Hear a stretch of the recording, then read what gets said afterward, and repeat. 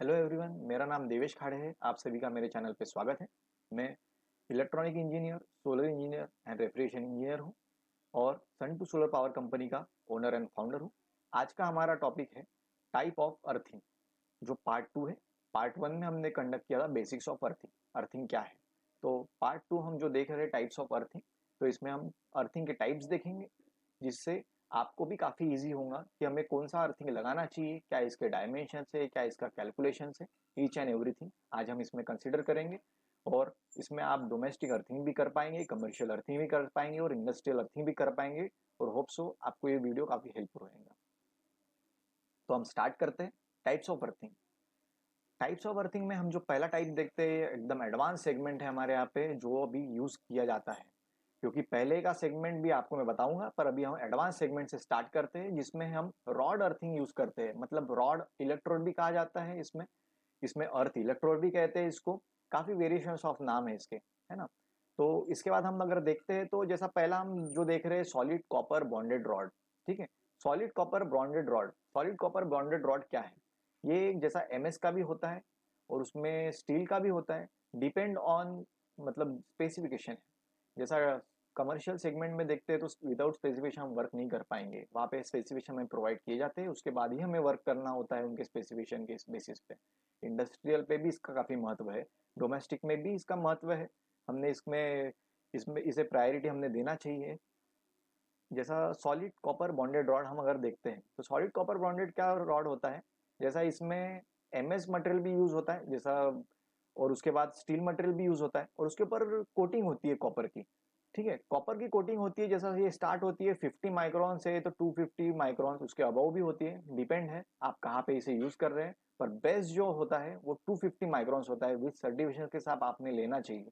Certification इसके मिल जाते हैं अगर आप ब्रांडेड प्रोडक्ट लेते हैं। तो लोकल अगर प्रोडक्ट लेते हैं, तो उसमें जैसा उसका कोटिंग होता है कॉपर का कम होने की वजह से, और जैसा वो कम है तो उसमें सर्टिफिकेशन मिलना काफ़ी मुश्किल हो जाता है। कम है तो वो लोकल भी कहलाता है, क्योंकि उसका कॉस्ट भी कम होता है। अगर 250 माइक्रॉन्स में आते हैं तो कॉस्ट ज़्यादा नहीं, 20-30 रुपए से ज़्यादा होता है, पर विद सर्टिफिकेशन के आप साथ लीजिए उसमें, तो उसका वर्किंग और उसके प्रिंसिपल्स काफ़ी अच्छे रहेंगे। तो सॉलिड कॉपर बॉन्डेड रॉड ये रहा। उसके बाद का ही हम इसमें सेगमेंट देखते हैं, तो सॉलिड प्योर कॉपर रॉड देखते हैं। सॉलिड प्योर कॉपर रॉड मतलब जो रॉड होता है वो प्योरली कॉपर का होता है।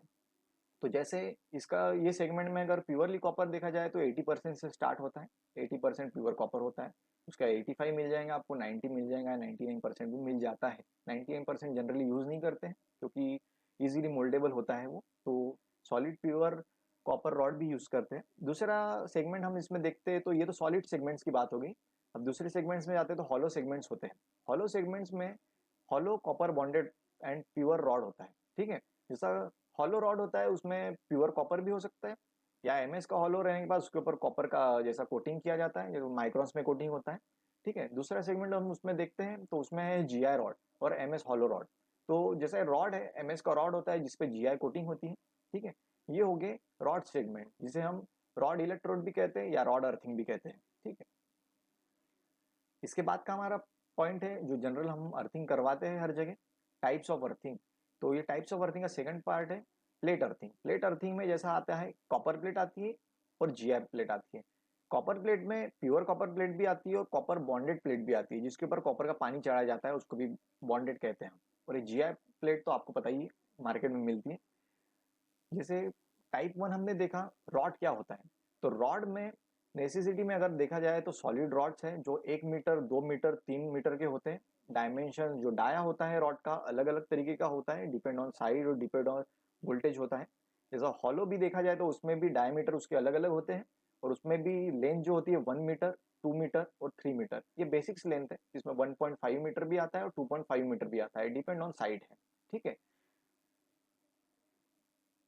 Earthing conductors. अर्थिंग कंडक्टर्स हम जब अर्थिंग कर देते हैं, आप अगर रॉड डाल दीजिए ग्राउंड में, आप अगर प्लेट डाल दीजिए, तो उससे कनेक्ट करने के लिए हमें कंडक्टर्स लगते हैं, जिसे हम कनेक्ट करके हमारे सप्लाईज तक ला सकते हैं, या कनेक्ट करके इक्विपमेंट तक ला सकते हैं। तो उसमें जीआई स्ट्रिप होती है और एल्यूमिनियम स्ट्रिप भी होती है, जो फ्लैट स्ट्रिप होती है।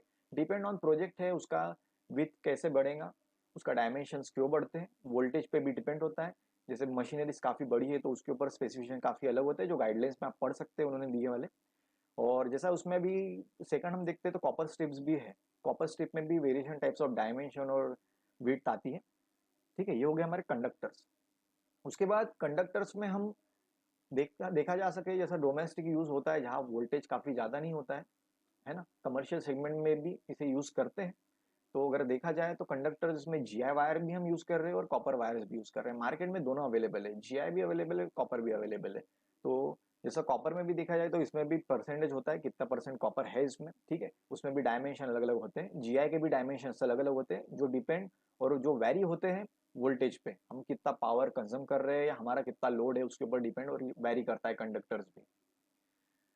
कंडक्टर्स हमने देख लिए, रॉड देख लिए। उसके बाद जो मेन पार्ट आता है मेंटेनेंस का, मेन पार्ट मेंटेनेंस हम देखा जाए तो मेन पार्ट मेंटेनेंस में आता है। तो मेंटेनेंस करना है तो हमें वो फिजिबल हमारी साइड होनी चाहिए मेंटेनेंस को देने के लिए। तो उसमें अर्थ पिट कवर या चेम्बर काफ़ी अहम भूमि है इसकी भी। और अगर देखा जाए तो इसमें भी जैसा चेम्बर्स में हम देखा जाए एफआरपी आता है, पॉलीमर टाइप आता है और कंक्रीट टाइप तो आप सभी को पता ही है। ठीक है, और सिर्फ फ्लैट कवर्स में अगर देखा जाए तो एमएस की प्लेट्स आते हैं, एफआरपी की प्लेट्स आती है या पॉलीमर्स की प्लेट्स आती है, डिपेंड है आप इसमें से कौन सा यूज करते हैं। अर्थिंग कंपाउंड, अर्थिंग कंपाउंड ये काफी मेन पार्ट है।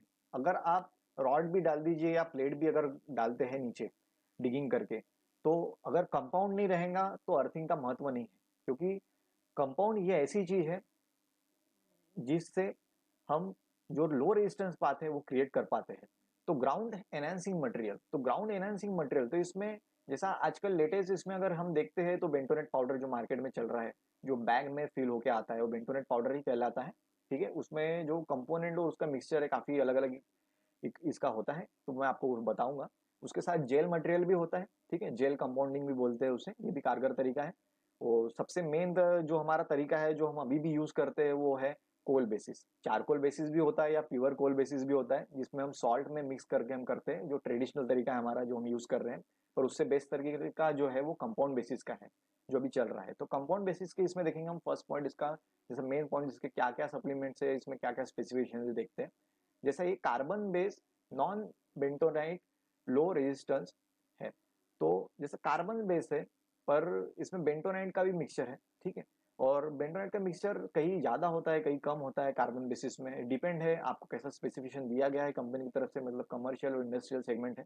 पर जैसा इसका ओम मीटर जो आता है जो देखा जाए तो वो लेस देन 0.1 रहना चाहिए टेस्टिंग पे, वो सर्टिफिकेट आपको प्रोवाइड करा देती है कंपनी जहाँ से परचेज करते हैं। दूसरा है एनवायरमेंटल फ्रेंडली, या एनवायरमेंटल फ्रेंडली होता है। ठीक है, तीसरा जो पॉइंट है इसका नॉन डिग्रेडेबल एंड नॉन लीचेबल है। नॉन डिग्रेडेबल मतलब एक बार आप इसे अगर उधर डाल देते हैं नीचे ग्राउंडिंग में, अगर इसे वहां पुट कर देते हैं रॉड के साथ हो गया या प्लेट के साथ, तो डिग्रेडेबल फैक्टर कम होता है। मतलब कैसा होता है, आज हमने अर्थिंग इंस्टॉलेशन किया है तो इसका अर्थिंग का वर्किंग कितने दिन होता है, अर्थिंग का वर्क हमारा कितने साल तक चलेगा, कितने साल तक इसका वर्किंग करेगा। तो इसका डिग्रेडेबल जो प्रोसेस है काफी कम है। और जो मॉइस्चर रिटेंडेंसी कैपेसिटी है इसकी काफ़ी ज़्यादा है, मतलब मॉइस्चर एब्जॉर्ब करके रखना। इसमें जो मॉइस्चर एब्जॉर्ब करके रखता है तो पीएच वैल्यू से भी देखा जाता है।